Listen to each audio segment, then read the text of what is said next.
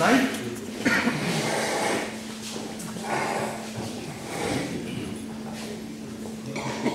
is the sphere of research and research. When I use a Hebrew term, because people often see that are also people who don't know much about Judah. So I'm going to try to translate in English whatever term I use, because the audience that will see this is larger than this. To be clear about Judah and so on, and they may not understand Hebrew. So you'll forgive me if I use English expressions, and then you know why, because it's obviously for a lot of words. For people who don't know Hebrew, about Tshuva, people who are entering Yiddishkeit, Judaism. So they finally use both. I'm going to try to use both. Okay, tonight is Yesod, which is foundation of the foundation, which is of course the Yortzait Chov of, which of course is the Yortzait of Ramchal Yortzait. Just a short piece. Everybody of course heard Ramchal Yortzait, Ramchal. He's Yadua. There's a great deal to say about Ramchal. He was a highly unusual person, as most Gedolim are. What was unusual about Ramchal, I think, is a couple of ideas. One is that most, for instance, first of all, he was a Chacham HaKoileh. He was a Chacham HaKoileh, which means he had an awesome understanding and knowledge of many, many different topics. He wrote books, he wrote Swarm books on Kabbalah, which of course he certainly was. Hashkofa, Das Tunis, and so on. He wrote Musa and Sir Shalom, which of course is very famous. He wrote Swarm on poetry. He wrote a second Zoya. He wrote a Pirush on Koheles. He wrote Swarm on language, logic, method, many, many things. And so therefore he's called Chacham HaKoileh, unusual. But he had an enormous range of ideas and topics which he covered. What's interesting about Ramchal is that everything he did was always what's called pnimius, the internal structure. Ramchal was an incredible thinker, and the way he thought was highly unusual. He always tried to create a structure. Anybody who learns the Hadam to Derech Hashem, that's the real method of Ramchal. Although he wrote others from on methodology, Derech Tunis, Sefer Goyim, and so on. But the real method of Ramchal is the Hadam to Derech Hashem, the introduction to the way of God. That's where he really shows what he does. And I'm getting into that. So that's the idea of Ramchal. Second thing about Ramchal is he was in the Amalek Kaddish. He had Gilad when he was 20. Not bad. Most people at 20 years old have no idea what they're doing in life. And he already had Gilad. He wrote the Das Tunis, which is one of the greatest Hashkafas Swarm ever written, in terms of what it reveals about the Anhog of the Rebbeinu Shalom. And he was only 28. It's astounding. He died at 40, so we're not talking about a long life. In many ways, he resembles the life of the Ari. The Ari died when he was 38, and what the Ari did was also just phenomenal. Just to show you, he of course was one of the greatest Kabbalists of the last 500 years, and even the Vilna Gaon, when they gave him the Sefer of Ramchal. There's a lot about his biography, but the Adam Amorim, which is one of the Chalot of the Zoya, he said, wait, don't give me manuscript, hold on. He went and changed his clothing to Big Day Yom Tov. He brings this down, Chaim Friedlander. He changed his clothing to Big Day Yom Tov. That was the simcha that he received the Swarm of Ramchal, and this of course was Kabbalah. I mean, famous drawing where he said that Ramchal was alive. The Vilna Gaon said he would walk from Vilna to Padua, it's at least 800, 9,000 miles, whatever. But we're talking about the Vilna Gaon, who the world has not seen probably since the Rishonim. And this is what he would do for Ramchal. In any case, Ramchal doesn't need me for Haskama, obviously. But the second important thing about Ramchal is that he was in the transmission process. You know, there are people who are under Kabbalah, Pnimius HaTorah, and so on. But Ramchal was in the actual transmission process itself to Megala, to reveal the Klal Yisrael. As such, you had the Rav Shimon, of course, Zoya, you had the Ari, then you had the three great expositors of the Kisvi Ari, Ramchal, you had the Rishash, Shlomo Sharabi, and of course the Vilna Gaon, and then of course the fourth is the Baal Shem Tov, because what he did is he translated Kabbalah into the avodah itself. And how can you use the concepts of Kabbalah and use it for the avodah? That's the greatest of Baal Shem Tov. But he was in the transmission process. As he writes in one of his letters, he says that the Ari was given the task of revealing this, and he said, very interesting, the Russian Ramchal says, he says, I don't even know half of what the Ari knew. Can you imagine? Half of what the Ari knew. He said, I don't know half of what the Ari knew. You mean, you don't know half of what he knew? I mean, up to half you almost knew? It's mind-boggling. But he was not given permission to write. You needed a kind of town. I was given permission to write. In any case, this is the Ramchal. So therefore, what I'd like to do tonight is very interesting. We know that Amalek attacked the Jews to defeat them by Mount Torah. We know that. However, what's interesting is when did they attack the Jews? What was the day or the evening, whatever, that they attacked the Jews? And the Seder Olim says that they attacked the Jews on Servitude tonight, on his Yortzait. I mean, obviously, he did much after Amalek, but Amalek chose his Servitude to attack the Jews. So I think it's very appropriate to talk about Amalek, because we're literally talking about the evening. Also, Ramchal mentioned certain things which I'll go over. So therefore, my topic for tonight is Amalek. Who he is, what he is, how do we even understand what went on, and as we will see. To this, the whole concept of Amalek is bizarre. In fact, one could say if the Torah hadn't written the story, it's hard to believe it ever happened. Why? Why is that? Let's take a look. Let's understand. We're reasonable people. Let's understand what it means that Amalek attacked the Jews. First idea, first question. Why did Amalek attack the Jews? Well, most people attack other nations because of military reasons. But Chazal tell us that Amalek had to cross 5 boundaries to attack the Jews, which means that they were fundamentally 5 different tribes or nations away from the Jews. So clearly they're not a military threat. So why attack them? They're not bothering you. It's not like Asa that said, if you go through my territory, we'll war with you. No, not at all. So therefore, there's no military rationale for Amalek to attack the Jews. Well, they take a look at another rationale. Religious. Most people make a tremendous mistake. They think Amalek were atheists and the Jews were religious. That's a tremendous mistake. In those years, there is no such thing as atheism. Every nation in the world worshipped something. They all believed in God. They believed in a supreme being. You see, they were not atheists. They just had avodah. Every nation. Atheism really started as a real movement only with the concept of, the life with Darwin, because Darwin attempted to offer an alternative explanation for life and the origin of species and so on. Before Darwin, it was very difficult to be an atheist. Never. You couldn't be an atheist because how can you look around at the world, this enormous complexity, and remain an atheist? Impossible. In any case, so Amalek they were religious. They had a god that they worshipped, whoever that is. We see him by Bilam and Balak and so on, Balpor or whatever. So Amalek didn't attack the Jews because the Jews had a religion. Of course not, because they themselves had a religion. So we cannot look for the reason why they attacked the Jews because of religious reasons. That's how. So we need to look for a motive. Let's take another look. What begins to become very strange is this.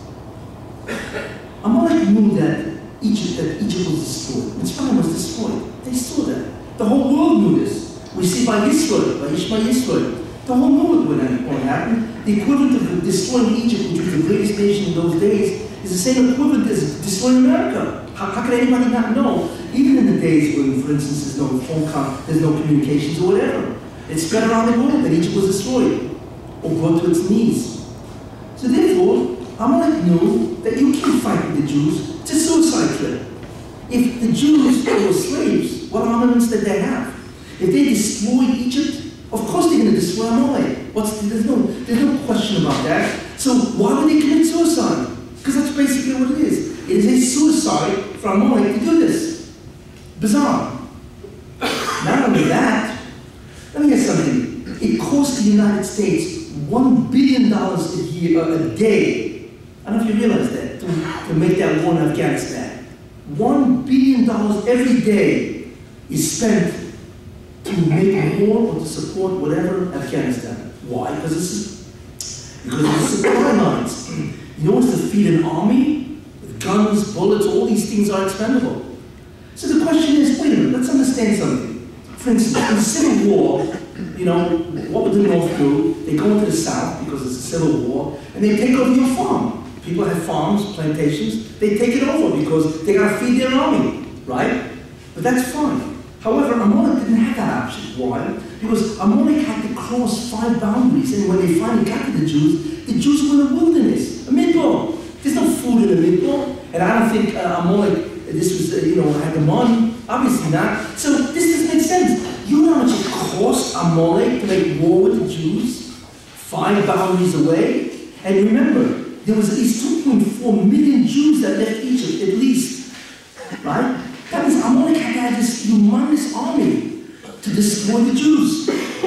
So, it doesn't make sense. That's a fortune of money. For what? There's no military reason. There's no religious reason. It's a suicide trip. Yeah, what are you spending all this money for? Doesn't make sense. And the last thing we have to ask is, why does the Persian hate them so much? Every nation wants to destroy the Jews. We know that. Because why does he hate them so much? I mean, that you have to destroy every man, woman, and child. Here's Amalek. That's incredible. We see claw, ki yod al keis. The hand of Amalek is against the throne of God. It's against the Persian. And therefore, Mechias Amalek. Why? Why them more than other nations? It's a profound mystery. And we need to understand that because it's tremendously okay. And since I'm talking about Amalek, let me talk about Haman, who was, of course, an Amaleki. Haman makes no sense either. Okay, Mordechai doesn't power. But I want to tell you something. Haman is a very bright guy. He's the Grand Vizier of Persia. Persia, under Ahasuerus, is the greatest nation on earth. The kingdom, 127 Medinas. And he's the Grand Vizier. He's second after Ahasuerus. What do you want from this guy? Okay, he's an old Jew doesn't bow down, so therefore you want to kill the guy? Are you that petty? I mean, you're the richest man, because Haman was fabulously wealthy, as we see. And you're the most powerful man. Okay, the guy didn't bow down to you. You know, how small you have to be. You kill a guy, just, okay, wait him off. That's the first thing. Say, okay, maybe he did it just to teach everybody a lesson. But the second thing is, you want to kill Mordechai? Fine. What are you killing all the Jews for? I mean, he's a classic racist. You want to kill Mordechai? Fine, I understand that. But you kill every man, woman, and child? Like, what is that? You know, leaders, even if they're evil, they don't think in those terms. I'm not talking about Hitler, we'll get into that. But why do you want to kill all the Jews? And not only that, he asks one of his guys, who is this guy? He told me he's a Yehudi. A Yehudi? I gotta kill them all out. Doesn't make sense. What's going on here? Haman is not a psychotic. He's not delusional. What's he doing this for? I mean, remember, he's a human being. He's not a psychotic guy. There has to be some kind of cheshbon. And then the most difficult question of all, what was his kind of Ahasuerus? He says, listen, this nation is Mephorid, it's spread out, it's different, the religion is different. These guys are very different from us, you know? Wipe them out. So Ahasuerus obviously has a major concern. When we wipe them out, they're an incredible tax base. You know, when we wipe them out, I need their money to support my kingdom. They're a phenomenal tax base. So that's why Haman said, I think 10,000 pounds of silver, which historians estimate is worth over $100 million. Imagine what the guy was worth. That means he's willing to spend $100 million, think about that, to kill Israel. Why? That makes sense. And here's what really doesn't make sense. So he tells that to Ahasuerus, but this doesn't make sense. Why? There was 127 Medinas, countries. Each one had their own lashon, their own religion, right? They had their own culture. So, of course, Jews are different than Persians. So why did he kill out the whole Persian Empire? It doesn't make sense. What kind of time is that they are different and they have their own religion? There's 126 other countries that also have their own religion, their own language, and their own culture. So what kind of time is that? It doesn't make sense. Yet somehow Ahasuerus brought into it, and David made sense. We don't understand what this is. seriously address this problem. Because when you look at the simplicity of it, or just a superficial story, it makes no sense at all. Neither Amalek makes any sense, and Haman's effort makes no sense. How do we begin to understand this?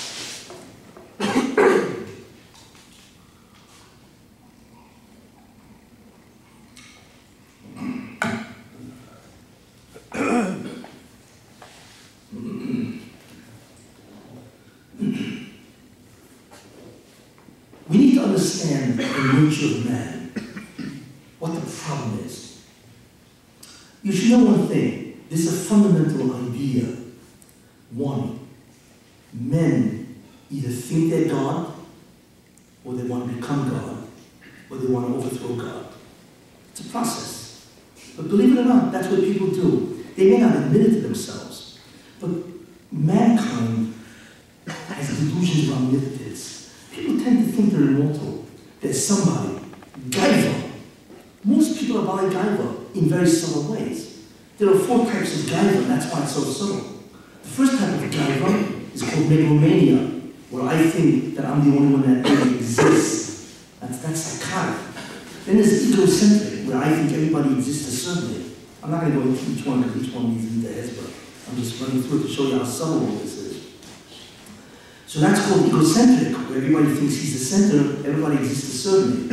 Then the next level of Gaiva I'm going down, by the way, is egoism, which means I'm superior to you. Yeah, I know people don't exist to serve me, but I'm much superior to you. Okay, those are the obvious forms of Gaiva. But the next form is called self-complacency. Yeah, I'm not better than you, but I'll do what I want. I'm also a person. I can do what I want. All forms of these is really Gaiva because they all fall under the category of the distortion of self. And that's really what Gaiva is. It's a distortion about who I really am, the reality of self. That's what arrogance is, except it gets worse, in terms of what does a person really think about himself. Where do we see this? Chumash, other Menschen in Chava. What's the Satan's main temptation? Now, Satan knew that this obviously is what Adam wants, or else why offer it? Yeah, you'll be like God. That's what he tells Chava. And of course, she relayed the same information to Adam. You'll be like God. That's exactly what I want. Why? Because people have a certain idea that either they want to become, or they simply want to overthrow. Because people cannot admit their vulnerabilities. And I'm not going to go into the source of why people think this way, because that takes me too far afield. I'm just positing the concept that we have problems admitting who we really are. We always distort self. We always think we're greater than we really are. And this is our problem that we have to overcome. Not only that, the next parsha, Noach, look at a whole bunch of people trying to overthrow God. Mental level. What are they doing? Imagine a whole nation is trying to overthrow God, and we look at them like they're crazy. But obviously, a majority is not crazy. They actually thought they could do it. Why spend all that money? And so on. So here's a whole nation that wants to overthrow, rebel against the Ramchal. Why do you want to do that? Because this is the great disease of mankind. It's distortion of self. In any case, why is this so? I will explain briefly why, or the origin of this, and that is what's very interesting. Moshe Rabbeinu, what was the major gilui or revelation of Har Sinai? What was it? So Moshe Rabbeinu says, you have been shown that you may know. Ki Hashem hu Elokim, Hashem is the Lord, he's the Master. Ein od milvado. Besides God, there's nobody else. Now notice it doesn't say Ein od kamoyu. There's nobody like God. It says Ein od milvado. Besides the Rebbeinu Shalom, there is nobody else. There's a lot to talk about that. Essentially what that means is that therefore we clearly emanate from the Rebbeinu Shalom. We don't have an independent existence. We emanate from him. And therefore, he's the ultimate reality. In fact, he is reality, and we emanate from him. Now, as a result of that, because of that, Moshe Rabbeinu says, and Rashi brings down, that the Rebbeinu opened up the heavens, and he was Megala Shehu Yehuda Shel Olam, that he is the one of the world. That that's the essential revelation of Sinai. That what? That the Rebbeinu Shalom is everything. There is nothing else. And all of you people, in a certain sense, emanate from me. Therefore, what is the essential distortion that man has? The distortion is that the Rebbeinu Shalom is what? Either A, he doesn't exist, Chas v'Shalom, or whatever. And the real distortion is that I am somebody. There's an opposing idea here. In the end, the greatest meter to develop, and this is why, is the concept of anivus. Why? Because anivus, honor, is a translation. It's a behavioral translation or personification. That's what an honor is. An honor is an individual that has surpassed his delusion that he's somebody, you see. And therefore, honor is the avoider of a Jew. It is the greatest avoider. And after that will come other things, the need of time or whatever. But the first and foremost, the greatest avoider, in fact, the essential avoider of a Jew is Ein Mevada. That's why Ramchal always harps on that, if I can use that expression. To Ramchal, Ein Mevada is the whole system. And it really is. But in any case, so therefore, what the Russian wants a person to realize, and this in the end is what's called the bottom line. I am, you're not. And therefore, you need me to survive, exist, and so on. Therefore, what the Russian did was very interesting. Therefore, if that's the hasaga, the realization that we must have, therefore, the Yetzer Hara is the exact opposite. That it's not the Russian that's so special, I'm special. You see, you want to say Ein Mevada? I'll tell you something. Yesh Ein Mevada. Besides the Russian, there's also me. That's the beginning of the era. And some people go as far as saying, right, there's Ein Mevada, besides God, there's nobody else. Yesh Ein Mevada, besides God, there's me. And some people there would say, Ein Mevadi, besides me, there's nobody else. That's a real distortion. Obviously, that's sick. But in any case, that's a megalomania, whatever. So, therefore, we see that since the essential bottom line, what the Russian wants is, right, is Ein Mevada, Atam Reis Radas. The essential revelation of Sinai is that he is reality, and we emerge from that reality. Therefore, the greatest Yetzer Hara is the reverse, is Onof. Because somebody who achieves Anivus is really, as I said, Anivus is nothing more than the behavioral personification or translation of Ein Mevada, where you correctly understand your place in reality. That's why they are exact opposites. This is why man, there's a lot more to say, but in an essential way, this is the problem that we have. Our real fight, it's not only power and glory and taiva. The real problem that everybody has is, who are you? Have you distorted the sense of self? Or do you understand who you really are? And there are many, many repercussions and so on of this. But in any case, therefore, mankind, in many ways, has that problem. Where do you see that? Well, you see that in many ways. First of all, we see the greatest thing that the Russian can call you, that God can say, is Eved Hashem. You're a servant of God. And we know what a servant is. Whatever a servant owns, his master owns. In fact, a real servant has nothing. Because he is nothing. He exists solely to serve the master. Therefore, an Eved Hashem, which is what he calls Yehoshua, he calls Moshe Rabbeinu, etc., David Amalek, Moshe, David Avi, and so on, is the greatest epitaph, title, that the Moshe can give you. Why? Because it reflects that you've removed the distortion.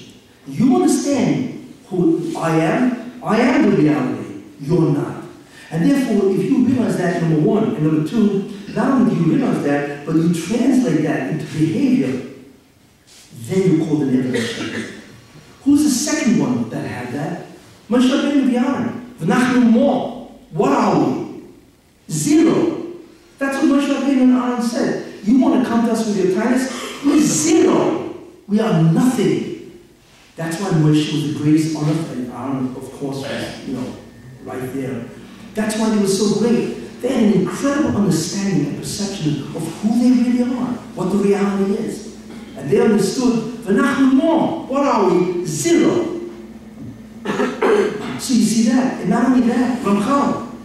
If you learn Messias Hashem, which is an incredible sefer, because it's a guidebook on how to become a Kodesh. It's really what it is, step by step. The last chapter, basically, of the Messias Hashem is what? Is honor. Humble. So you can ask yourself a question, why is that the last chapter? Whatever. Honor is a leader, that's all. Why is that the last chapter? Because that's what Ramchal is telling us. Because the last chapter, or the bottom line, is who do you think you are, ultimately? Right? Who do you think you are? You need to remove the delusion of self, the distortion of self. And therefore, the bottom line is called an honor. That is the tachlis of the whole Messias Hashem, to come to that awareness. I'm skipping a lot of stuff, but this is essential ideas. And therefore the Ramchal, of course, writes that. Of course, it's a writing of Pinchas Ben Yair, but we can ask about Pinchas Ben Yair, why he put that as the last. And the answer is because that's the bottom line. That's it. That's Ato Reis Das. Hashem Elokim Ein Levado is an honor. And Moshe Rabbeinu had it, all the great Servitude had it. That's why it is the bottom line. That is why Moshe Rabbeinu put it down, Ramchal and Moshe Chaim put it down as the last leader that you need to really work on. Okay, there are many other examples of which I will not go into, but essentially, we begin to understand something. That the real Yetzer Hara that you need to overcome is Gaiva. And that is the essential midah that the Persian wants us to overcome, because it's the exact antithesis of Enid Levado. In fact, why did the Persian give us mitzvahs? For one reason, which is very interesting. Why do we have mitzvahs? There are many religions that have no mitzvahs at all. Why do we have mitzvahs? For this reason. When you do a mitzvah or an avera, do you realize you are testifying to something?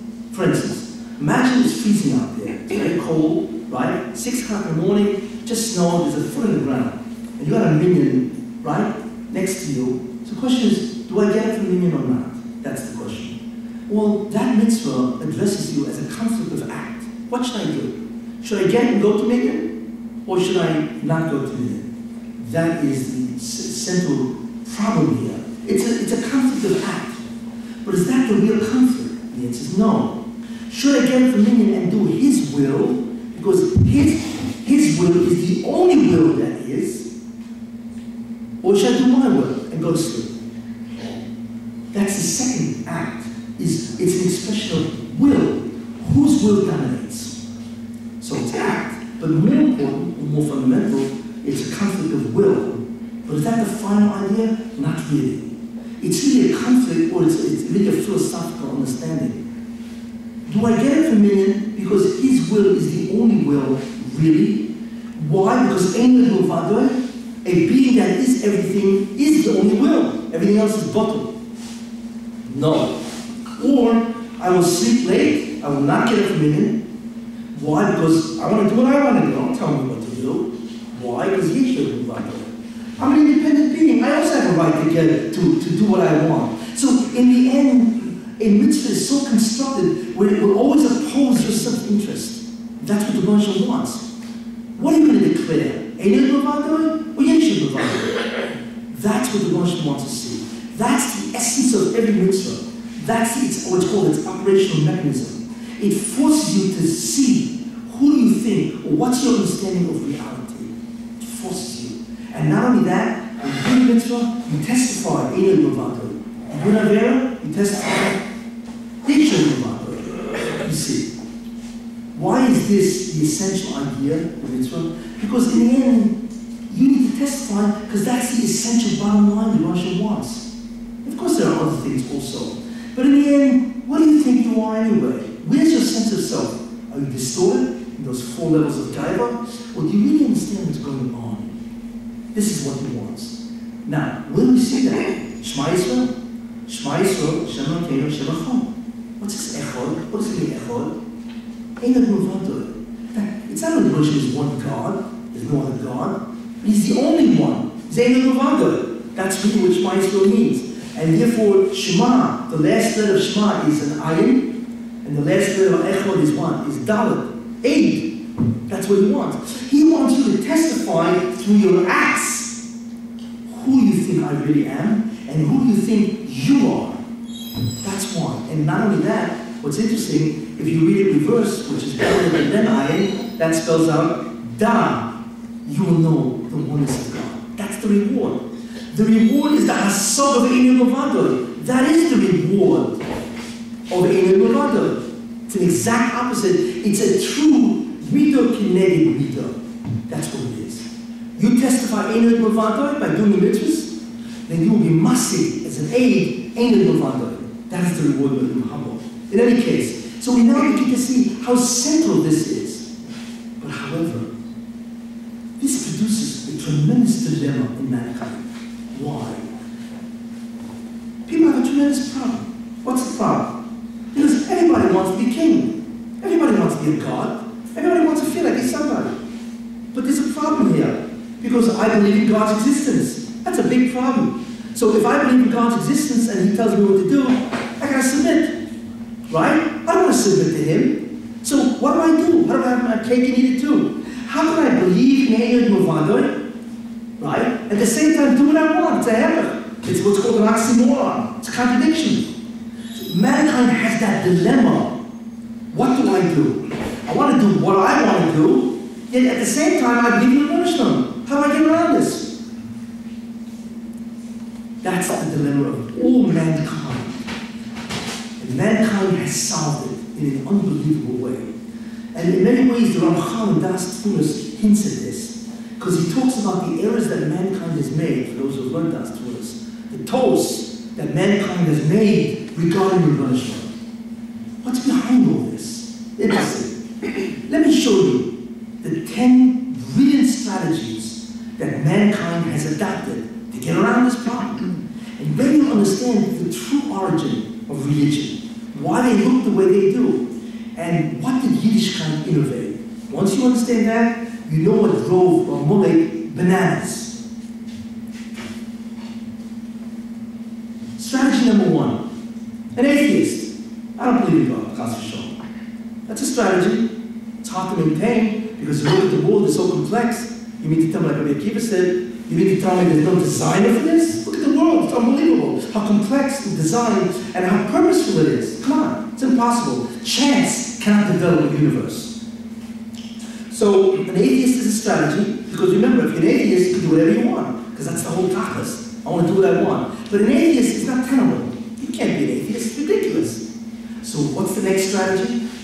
Agnostic. I don't know if there's a God or not. I don't know if there's a God. I don't know. Prove it to me. What does that do? Because as long as I don't know, I can do whatever I want. I mean, if you can't prove it to me, it's an out, it's an exit. That's what agnosticism does.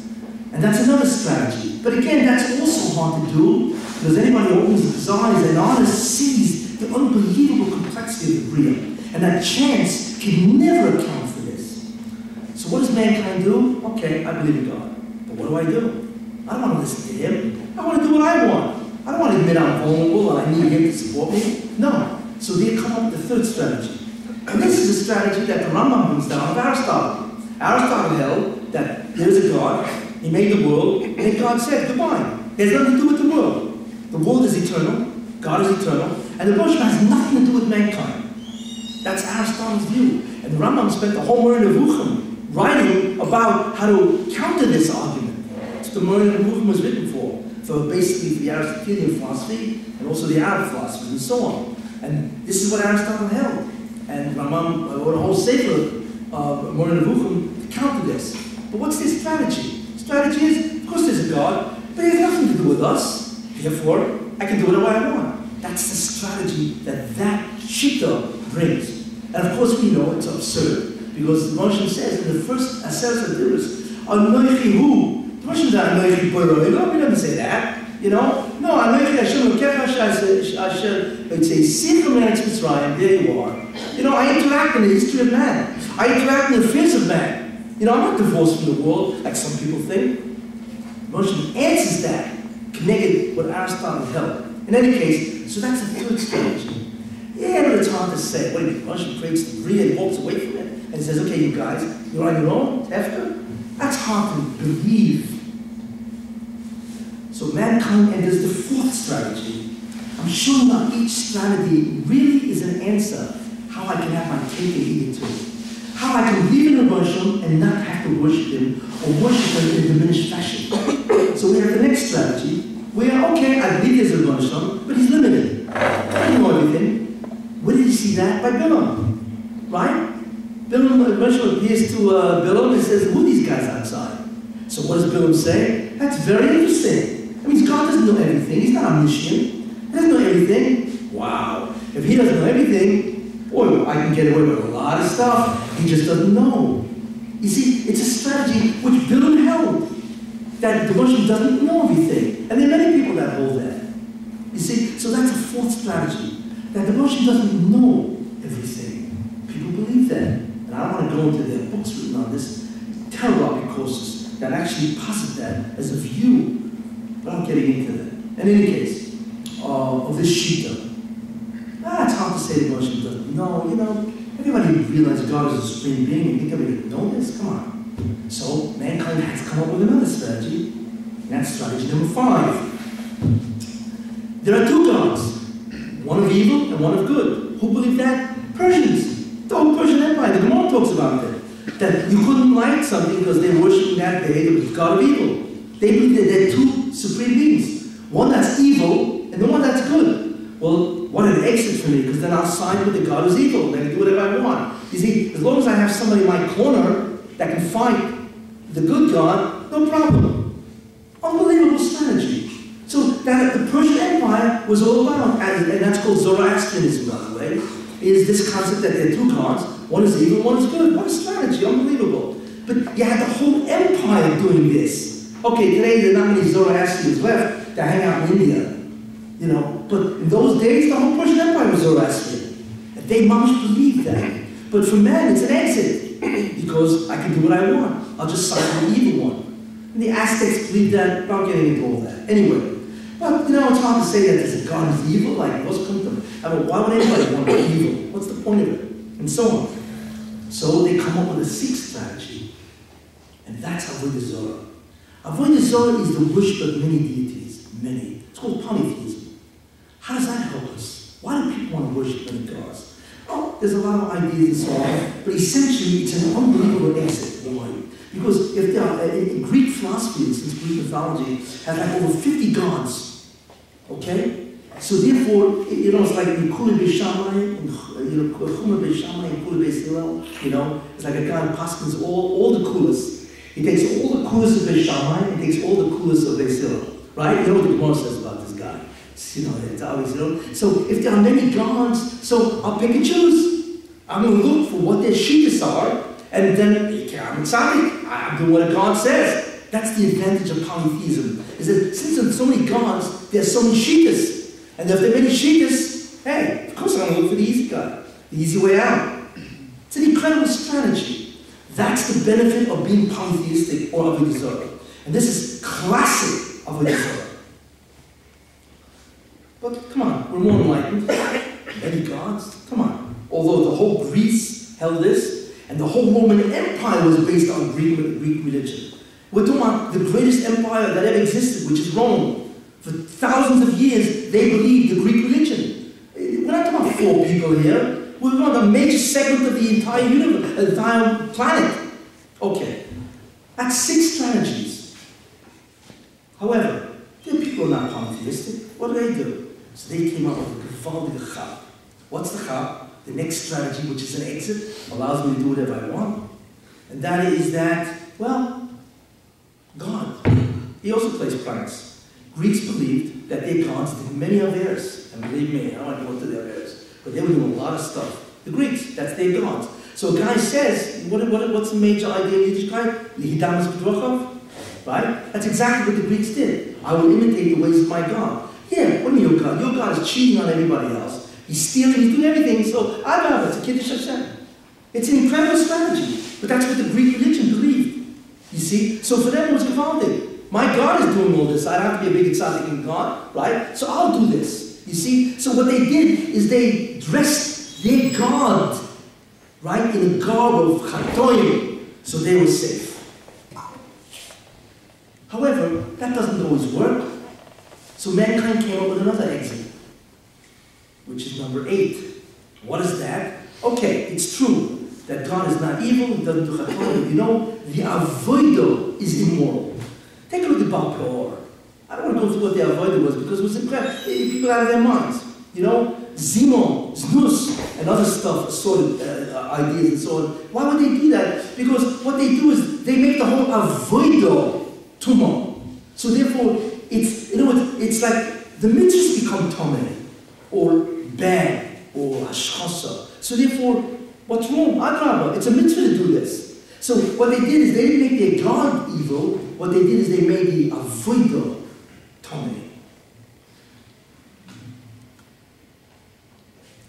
Then we have the last two. The ninth strategy, exit strategy, is where, you know, God admitted he made a mistake. Just too many mitzvahs.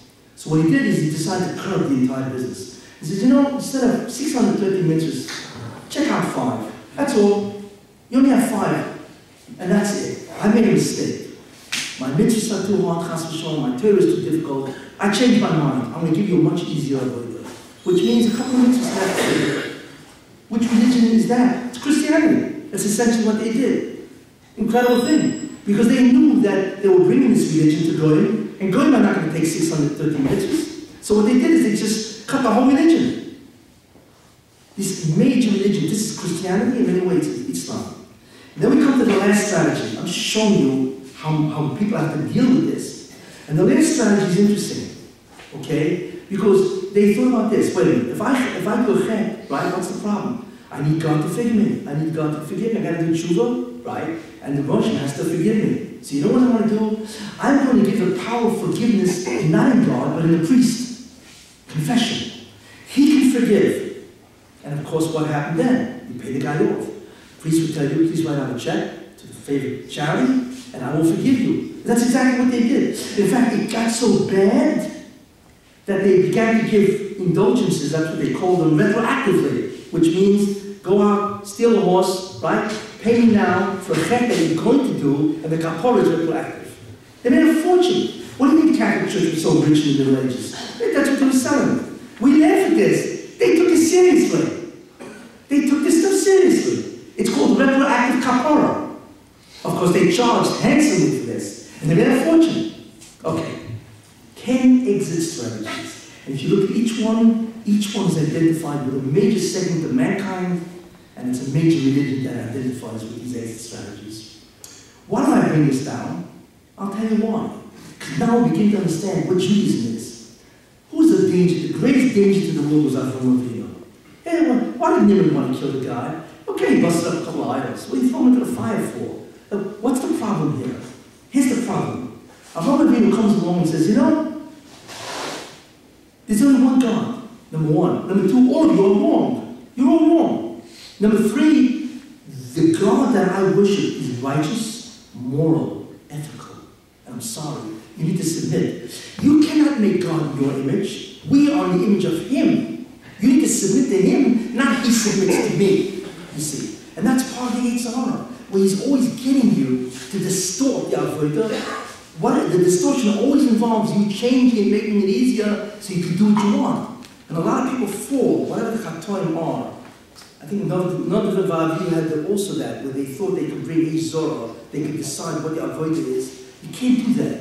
You need to submit. And Avraham Avinu says, you need to submit. You know, guys, what you're talking about. You see, the essence of Yiddishkeit is He's the boss, we need to submit, we cannot distort Him, just because we don't want to listen to Him and do what we want. That's the essence. And for that, Avraham Avinu is thrown into the fire. And this idea really just continues. With power, why are the Jews the greatest threat? Because they tell the world, stop with these 10 strategies. Stop it. The worship needs to be worshipped. You need to do what He wants. And there is no exit. There is no exit. What we do is we confront mankind's desire to also be God. And they hate us for that, as you'll see. The true meaning, the true hatred of a Jew is his religion, as we will see. Psychologically, they cannot stand the fact that he took away their exit. Now, come to Amalek. And now we begin to understand. Amalek didn't care about military business. There's no military threat, right? There's no religious threat. But here's the threat. Your religion will destroy all our exits. Your religion is the most dangerous religion mankind has ever known because it takes away our ability to do whatever we want. You will make us what? Wimps. You will make us slaves to God. We don't want to do that. We're somebody. Amalek recognized that. And therefore, they said, these are the most dangerous people who ever lived because of their theology. We must kill them. We cannot allow a religion which allows man to be subservient and has no exit to do what he wants to exist. There is no other religion in the world that does this, by the way. Jews do, and that is the Yesod of Har Sinai. Why do they attack the Jews at Har Sinai? Because that's what's called the formalization of this religion.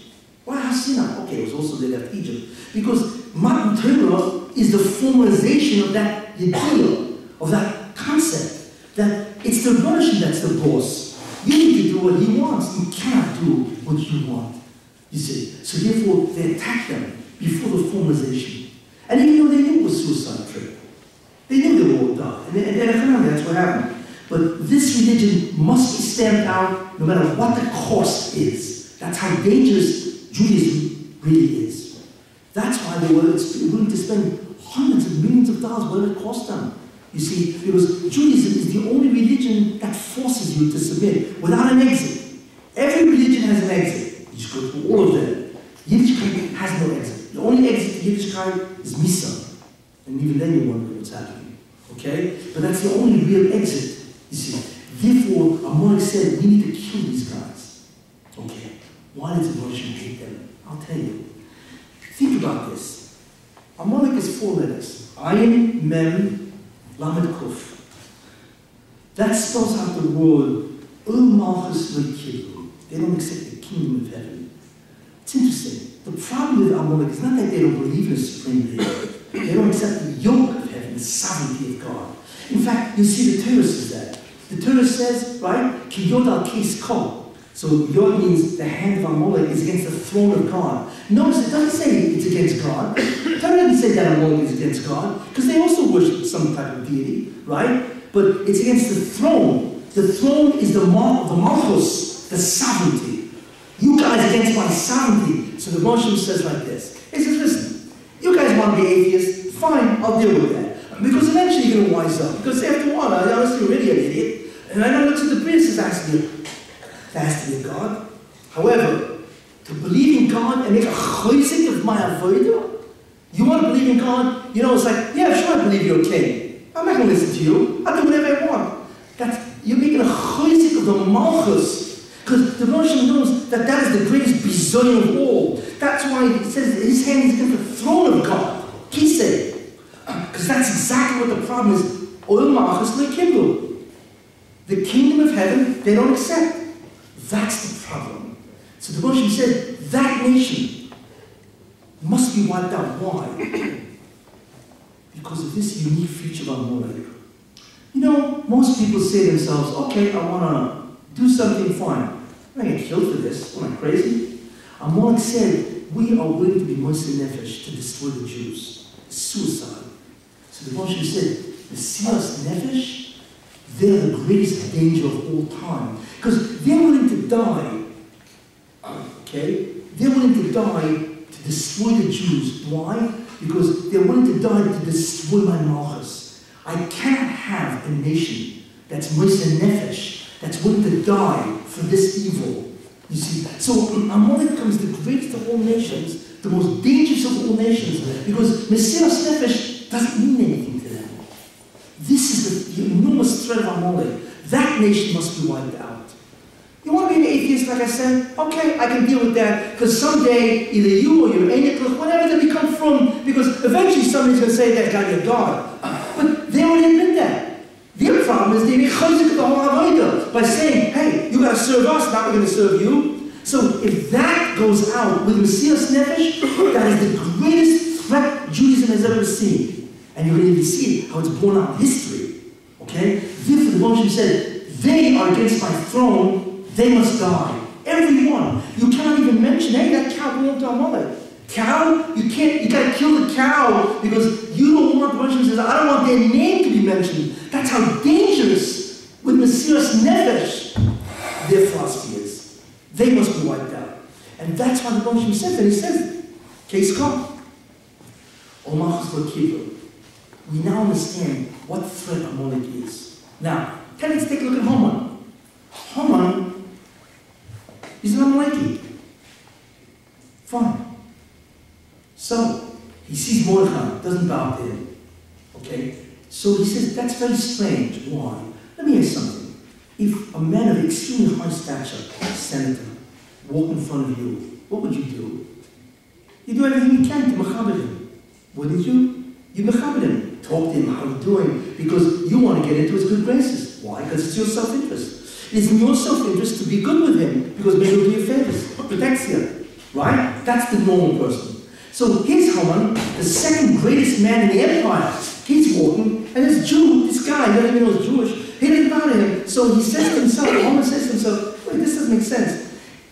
Normally everybody's bowing because they want to be good to this guy, because, maybe you'll curry favor with him and he'll do what you want. This guy, he's not even bowing. This guy doesn't even care if I'm angry at him. Why? He must have a belief system, right, where he puts God above his self-interest. In other words, there's no exit. The Persian said, don't bow to a guy, there's no exit. I can't. Which means that he put the word of the Persian above his own self-interest. Obviously, that's his belief system, because he's not doing that. So he goes over to one of his guys, and who's this guy? He says, Jewish. Jewish? You mean the Jews still observe that archaic religion that does what? That puts God above man's desire? Right? You gotta wipe him out. It's a Messiah. My great-great-great-grandparents, they wanted to wipe out the Jews for the exact same reason. I want to fulfill, right, the Messiah of my fathers. That's exactly what their idea was, and therefore I will do the same thing. I will kill the Jews and complete their mission.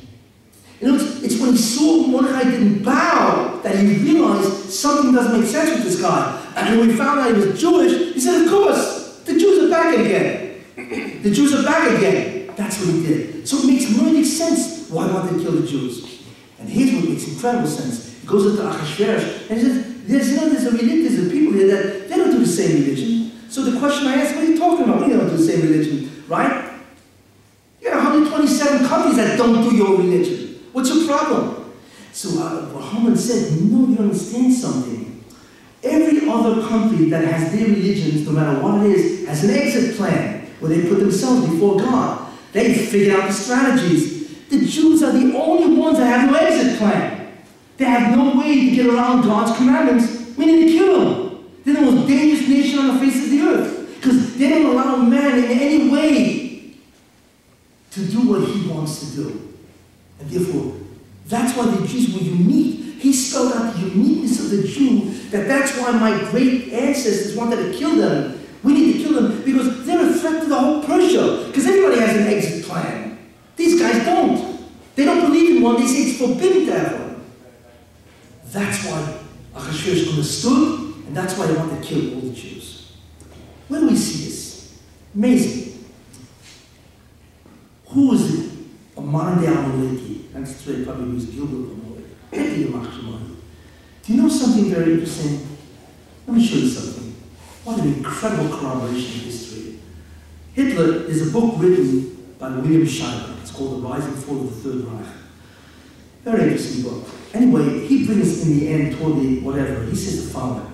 In 1945, he says that the German generals, they came over to Hitler and they said, hey, we're losing the war. It's over.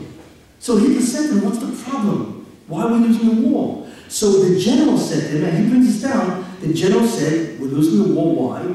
Because the Jews. Because you are taking all the train cars, instead of moving them to the front with the troops, you need to ship the Jews to the concentration camps. We don't have any railroad cars to bring the Jews to the front. We're losing the war. In other words, your desire to kill the Jews is greater than your desire to win the war. And this is from a man that said that the Third Reich will be 1,000 years. That's how obsessed he was with killing the Jews. Which is interesting, because that made Hitler, what? The greatest traitor Germany has ever seen. He put the destruction of the Jews greater than the victory of Germany over the world and so on. Which is amazing. And the question is, why did he do that? He knew that he was going to lose the war. They told him, it's over with. What do we see? It's Amalek. He's willing to commit suicide and give up his dream of the 1,000-year Reich, Abi, no Jew should survive. Who is that? And he knew it's over. In fact, he committed suicide, which is exactly what he knew would happen, because that's the end. He didn't want to be judged by the Allies. He committed suicide. Well, what are you doing? They'd say, hey, let's get the troops to the front. He didn't care. That's Mamash Amalek. How do we know? Why did Hitler do this? Because of the time of Amalek. Where do we see this? Because Hitler in Mamash Amalek wrote a book called Mein Kampf in 1923. And in that book, he says why you have to destroy the Jews. Why? You need to destroy the Jews because they have made mankind wimps. They have given mankind a conscience, morality, ethics. They have destroyed the Aryan race. What's the Aryan race? Ich bin. Don't tell me what to do. That's the whole concept of a super race. You understand? The Jews have destroyed it by introducing the concept of ethics, morality, and God, who is supreme and you need to submit. They made us into a bunch of weaklings.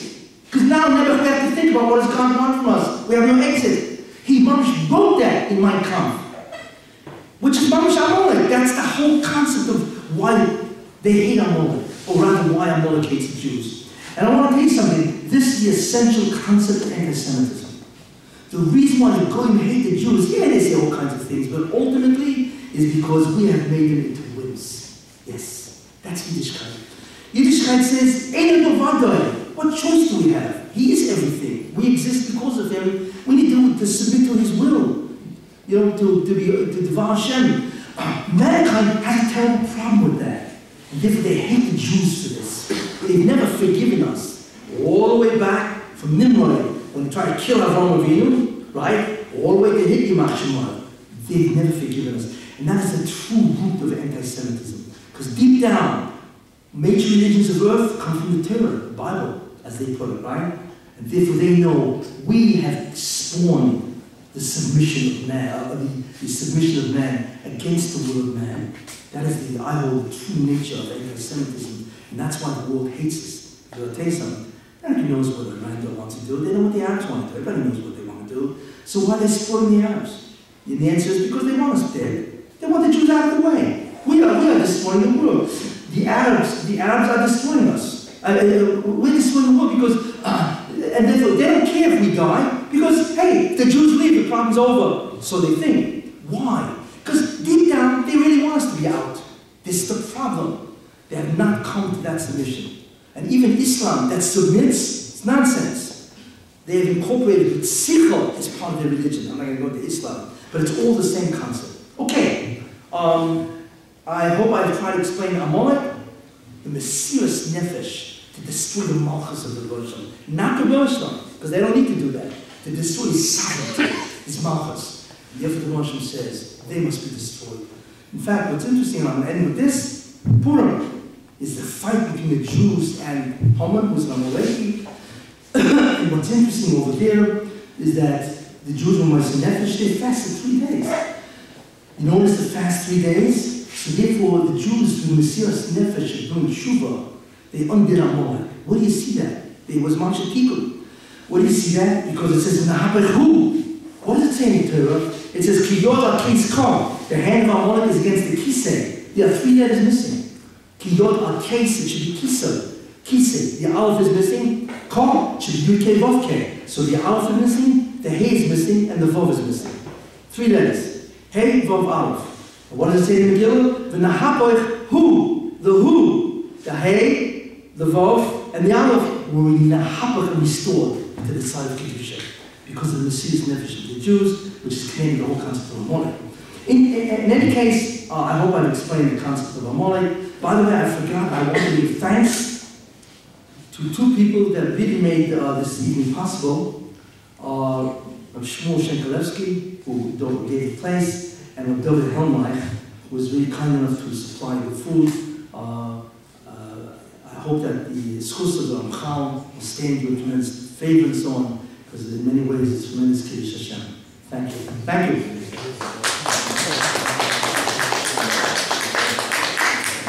My next speaker. Why is Muhammad happening essentially said? Oh.